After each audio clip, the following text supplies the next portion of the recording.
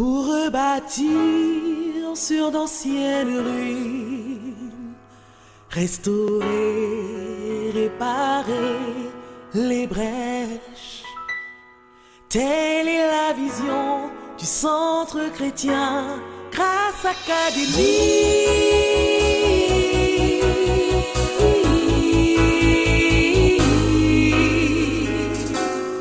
Que la lumière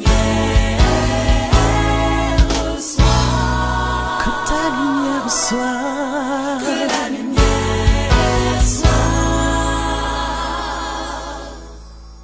Grâce Académie.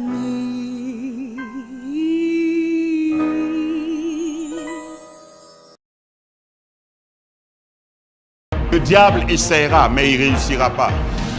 Il va venir, mais il fuira. Le Seigneur ordonne que tu sois puissant. Tu seras puissant dans ton mariage. Tu seras puissant dans ton foyer.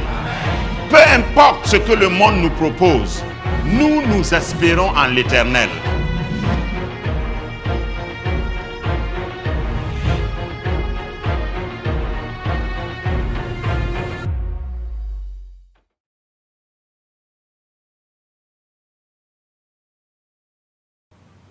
Il faut étudier, voir qu'est-ce que c'est qu'un homme.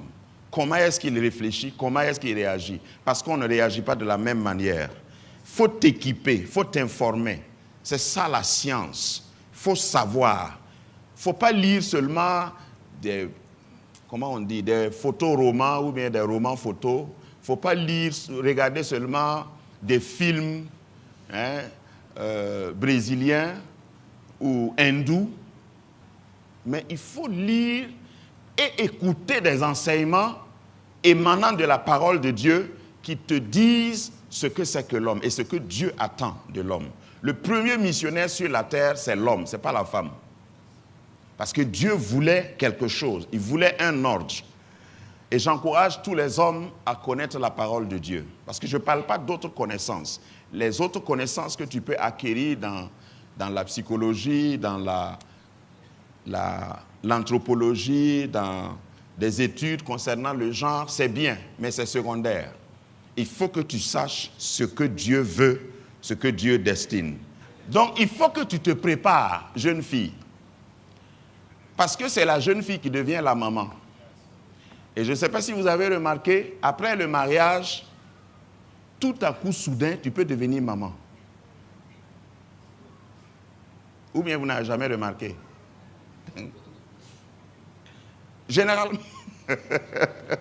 Généralement, les premiers bébés n'avertissent pas.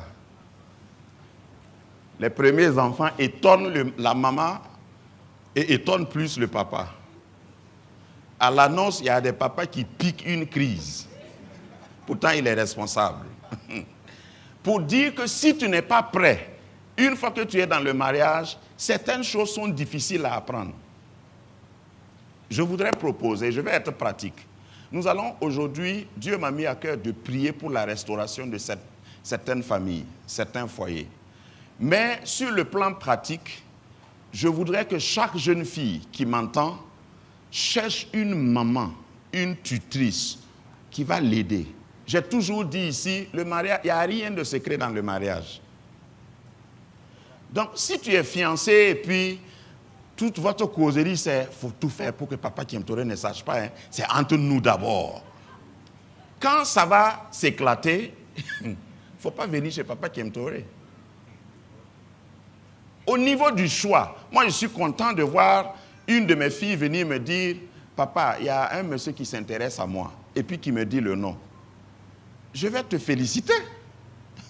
Ça, c'est mon désir. Et puis, je vais commencer à te donner des conseils si tu veux. Mais je ne peux pas m'imposer à toi. Encore si tu te caches. Vous venez à l'église, vous remorquez, mais arrivé au tournant là, chacun descend. Vous croyez que je ne sais pas? Vous descendez et puis il y a un qui passe par cette porte, il y a un qui fait comme ça pour venir. C'est qui toi tu trompes? Mais quand c'est fait clairement, tu informes ton père spirituel ou ton père biologique s'il existe. Tu informes ta mère. Si tu n'as pas ton père et ta mère biologique, il y a des tantis et des tontons ici. Quand tu les regardes, même toi-même, tu sais qu'ils connaissent quelque chose que toi, tu ne connais pas dans le mariage. Va vers eux, demande, prends rendez-vous, pose des questions. Quand un homme est fâché, on fait comment pour le calmer? Par exemple, pose une question à quelqu'un, une qui est mariée comme ça. Elle va te dire, nous on a étudié ça, moi-même je sais ça. Quand une femme est fâchée, comment on fait pour la calmer? Moi je sais ça. Mais si tu ne viens pas, tu crois que moi je suis vieux. Puisque c'est ça qui empêche les jeunes là souvent de venir. Non, eux ils sont périmés. Nous sommes des jeunes couples. Hein? Nous, c'est le love. C'est même pas l'amour, c'est le love. Ok. Quand ça va changer et ça va devenir en espagnol ou en chinois, il ne faut pas venir. Donc, il n'y a rien de secret dans le mariage. Mais on n'exploite pas, dans la préparation, je veux dire, on n'exploite pas toutes les ressources que Dieu met à notre disposition. Souvent, tu vis quelque chose et tu crois que tu es le seul à vivre. Pourtant, ton voisin même a vécu ça il y a 3 ans. Et il a dompté. Mais comme tu ne lui parles pas, comme tu ne veux pas t'humilier, poser des questions. Après avoir cogné ton nez au mur, tu appelles au secours et puis le voisin vient dire « Eh, c'est ça là seulement? Mais il fallait me demander. » Mais en ce moment, tu as le nez cassé. Tu as déjà perdu du sang. Donc, il faut, dans la préparation, renseigne-toi. Va à la source de l'information. Quelqu'un qui a un enfant de 10 ans, il peut te dire comment est-ce que tu dois te préparer avec ton enfant de 8 ans, parce que ton enfant là aussi va arriver à 10 ans. Et à partir de 10 ans, l'enfant change de caractère. On appelle ça l'adolescence. Parce que quand tu as un bébé, je parle de la préparation, quand tu as un bébé est manipulable. Quand l'enfant est bébé, c'est les habits que toi tu aimes là que tu lui portes. Et puis toi-même tu recules et tu le regardes, tu dis ouais, mon bébé. Viendra un temps où quand tu vas choisir les habits, l'enfant va dire je ne veux pas ça. Tu fais quoi? Si tu n'es pas préparé, tu vas commencer à chasser des démons alors qu'il n'y a pas de démon. Ce n'est pas un démon. Donc renseigne-toi auprès de ceux qui t'ont précédé. Je n'ai pas dit que tous ceux qui t'ont précédé sont des exemples ou des modèles, mais il y a quand même des modèles. Il y a des exemples autour de toi. Ça, c'est la richesse de l'Église, la maison de Dieu. La maison de Dieu, ce n'est pas un lieu où tu viens, tu t'assois comme une momie, tu adores ton Dieu, tu regardes le ciel, et puis à l'amen final, tu sors, tu ne serres même pas la main de quelqu'un. Non. Quand on finit le culte, profite pour parler avec quelqu'un. Invite quelqu'un même à la maison, fais du thé, et vous allez boire et tu lui poses des questions. Il y a des choses que tu vas apprendre. Tout, ce n'est pas dans la prière que Dieu va te dire. Et d'ailleurs, dans ma propre expérience, les réponses que Dieu a placées à côté de toi, si tu laisses ces réponses et tu pars sur une montagne, sur le mont Tinakuru, tu jeûnes 40 jours pour demander à Dieu, Dieu ne dira rien. Parce que tu as laissé la réponse là à la maison. Il a mis une réponse, ta tante, ton tuteur, ton logeur peut-être, celui qui a payé pour ta scolarité, était une réponse à côté de toi. Il a laissé ton pasteur à côté de toi. Tu les regardes, tu dis non, ça c'est ma vie privée. Vas-y en privé souffrir. Mais si tu t'ouvres, il y aura toujours quelqu'un à côté de toi pour te conseiller. Parce que la plupart, dans le domaine du mariage, la plupart des chrétiens qui sont déjà engagés, qui ont duré déjà dans le mariage, ils veulent éviter que d'autres personnes échouent. Je ne te parle pas des sorciers, parce qu'il y en a qui ont échoué et qui veulent que toi aussi tu échoues. Voilà, t'as lavé. À ces personnes-là, quand tu vas, ils disent, non, c'est comme ça. Nous-mêmes, on souffre comme ça, mais on est là. C'est faux. Trouve quelqu'un qui ne souffre pas. Et il va te donner des recettes. Tout le monde ne souffre pas. Ce n'est pas tous les mariés qui sont en train de chercher une porte de sortie. Le succès dans le mariage, ce n'est pas quand on dit, à cause des enfants, on va rester. Ça, ce n'est pas un succès. Puisqu'il y a des gens qui n'ont pas divorcé, mais en réalité, ils sont divorcés. Lorsque tu commences à dire, à cause des enfants, restons ensemble. Attends. Bon, si tu t'es marié normalement, le mariage a précédé les enfants. Je ne parle pas des autres, je parle de ceux qui sont mariés normalement. Parce qu'il y a aussi des gens qui se sont mariés à cause des enfants. Je suis au courant de ça aussi. À un moment donné, il y a 3 enfants qui portent le nom d'un monsieur. Donc la société, la famille, le ciel et la terre les obligent à faire le mariage. Et puis ils font le mariage. Mais normalement, ce n'est pas comme ça. Le premier couple n'a pas eu des enfants avant de se marier. Et Dieu a pris soin. Donc pour toi, jeune fille, je voudrais te supplier par les compassions de Dieu. Renseigne-toi, prépare-toi. Ton mariage ressemblera à ton célibat. Sur le plan caractériel. Sinon, pire même.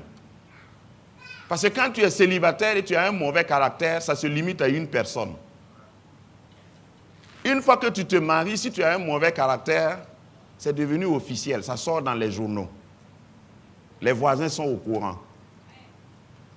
Donc, c'est très sérieux. Si tu n'es pas épanoui, si tu ne réussis pas ton mariage, quelquefois, ça peut affecter ta vie spirituelle.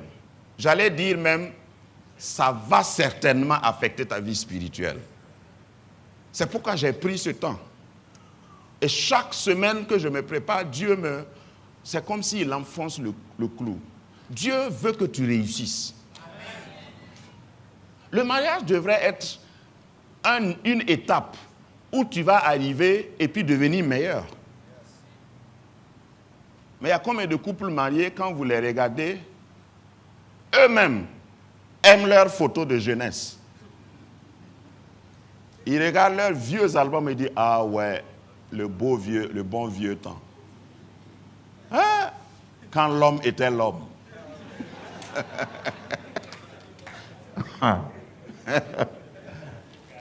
Normalement, quand tu entres dans le mariage, tu dois changer positivement. Et tous tes amis doivent te voir et puis dire, waouh, ça là, ça nous donne, nous autres célibataires, envie de nous marier comme vous.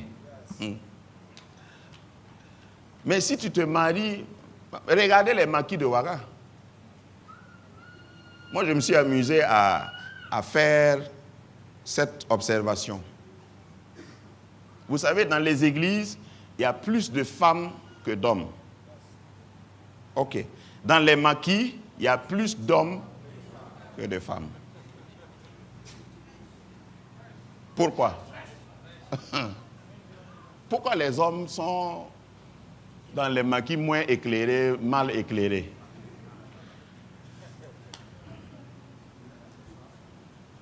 Ce n'est pas parce qu'ils n'ont pas de maison. Ce n'est pas parce qu'il n'y a pas la lumière à la maison. Il y a même frigo. Boisson qu'ils boivent dehors, là, ils peuvent boire ça dedans. Pourquoi ils sont dehors?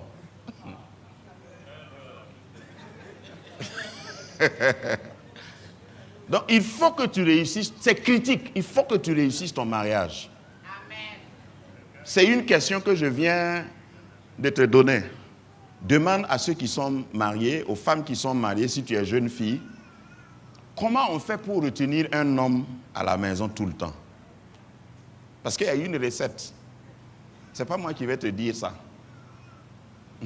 Fais des recherches. C'est comme ça qu'on se prépare. Parce que quand tu sais où tu vas bien t'organiser. Ton habillement même change.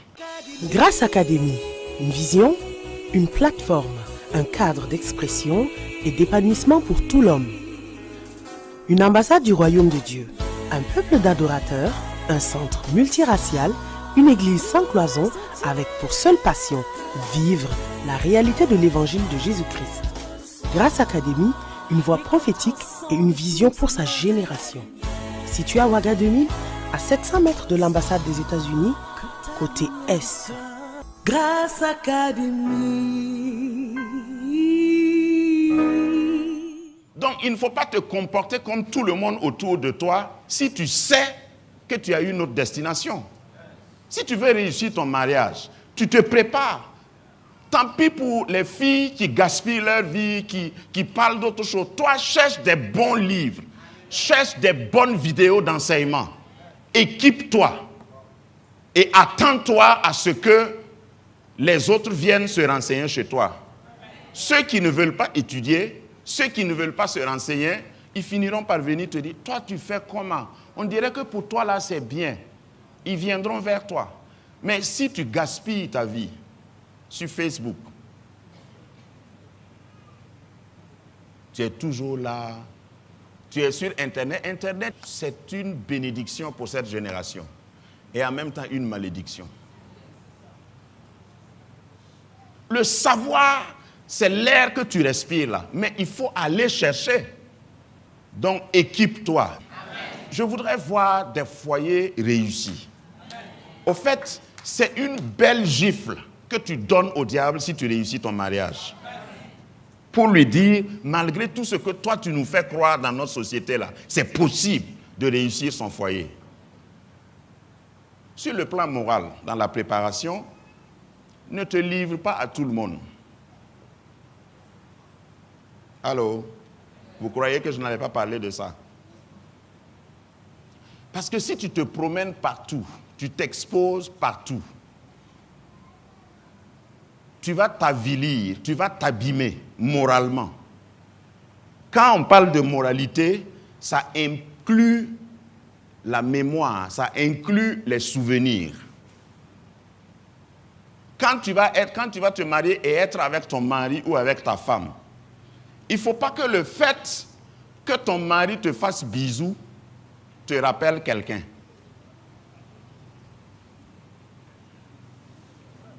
Excusez-moi, hein? Il te fait bisous et puis tu dis, je dirais que toi tu ne sais pas faire. Hein? Qu'est-ce qui te fait dire que lui il ne sait pas faire? Ta mémoire est souillée, polluée. Est-ce que vous voyez les enfants quand on leur donne un cadeau pour la première fois? Ils sont contents. L'enfant se jette dans tes bras et puis, voilà. Mais s'il a la même chose dedans, sa joie là va être diminuée. Donc c'est dans ton intérêt de te préserver. Quand j'enseigne, j'ai enseigné ça plusieurs fois ici, le cœur du jeune, le cœur de l'homme, c'est comme un sparadrap où il y a une surface adhésive. Si vous mettez un sparadrap ou, je ne sais pas moi, toutes sortes de rubans collants, par exemple ce toto collant là, si je décolle ça et puis je pars coller au mur, ça fait une semaine. Je décolle ça, je reviens coller ici, une semaine. Et puis j'enlève encore, je reviens coller. Qu'est-ce qui va se passer? L'écriture n'a pas changé, hein, mais ça va tomber. Ça a perdu l'adhésion. Il y a des gens qui entrent dans le mariage sans adhésif. C'est difficile de les coller. Il faut mettre une corde autour. Pourtant, ça devait être auto-collant.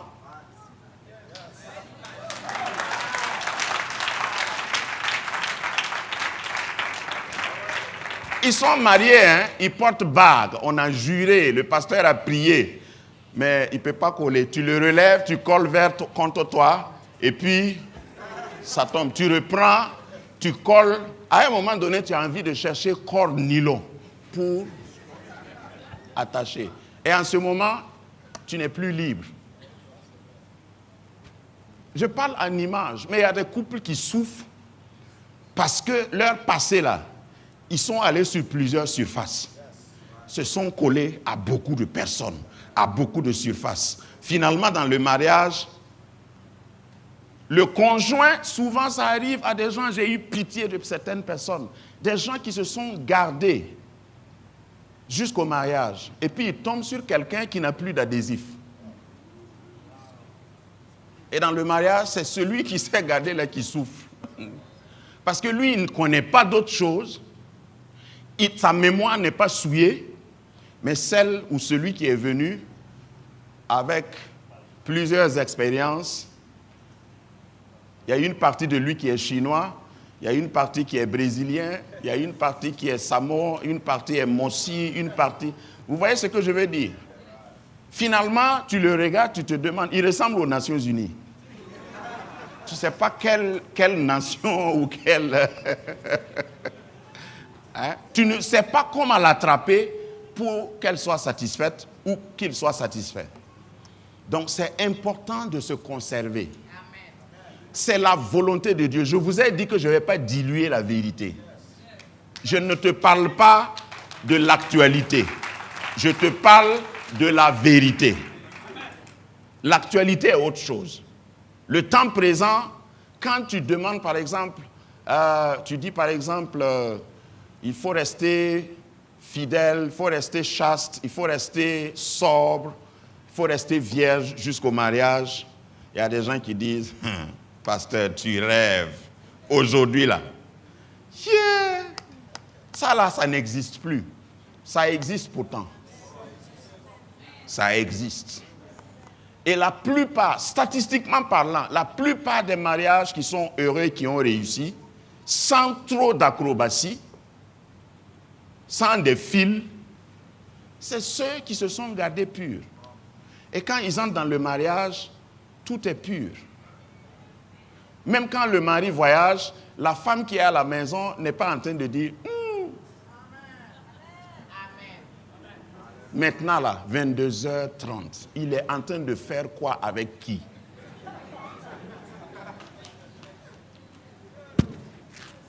Puisque la mémoire n'est pas souillée, tu vas voir que cette femme qui reste à la maison est tranquille, son mari aussi est tranquille. Parce que détrompe-toi, si tu es célibataire et tu es en train de flip-flap, hein, tu es en train de courir partout, hein, et tu crois que quand tu vas te marier, tu vas te stabiliser. Tes pneus sont déjà crevés, tu ne peux plus te stabiliser. Hein, dans tes courses là, tu as perdu même tes jantes. Parce qu'il y a des gens qui, non, il y a des gens, je ne sais pas d'où ils tiennent ça. Ils disent non, quand même, je suis jeune là. Quand je vais me marier, non, je vais devenir un bon chrétien. Au moment de tes promenades là, et ça je vais peut-être choquer quelqu'un, au moment de tes promenades là, la Bible dit quand quelqu'un s'unit, un homme s'unit avec une femme, il devient une seule chair. Et maintenant il dit, si quelqu'un, un homme s'unit à une prostituée, il devient une seule chair avec elle. Haya, dis-moi Haya. Au fait, je ne voulais pas te choquer, hein, mais j'ai préféré te dire ça en même temps. Sinon, en privé, je ne t'aurais pas. Donc, je vais dire ça en public. Si tes yeux sont rouges, courage, ça va passer avec le temps. Si tu t'unis avec quelqu'un, tu es entré en alliance. L'acte intime est sacré dans la parole de Dieu. Ce n'est pas donné à tout le monde. Et tu n'as pas deux cœurs. Tu as un seul cœur. C'est pourquoi, quand j'enseigne, je dis, faut pas aimer, même si tu aimes la personne, il ne faut pas aimer dire je te donne mon cœur. Surtout quand vous êtes fiancés. Qui t'a dit que ça va marcher? On se fiancie pour voir si ça va marcher, pour s'étudier. Et si ça ne marche pas, toi tu as déjà donné ton cœur. C'est quand tu donnes ton cœur là qu'on joue au ballon avec. Amen. Je comprends que vous soyez subitement devenu très spirituel, parce que ce que je dis là est très sérieux. Prie, demande au Seigneur de t'aider. Ne te brade pas. Ne te vends pas aux enchères. Grâce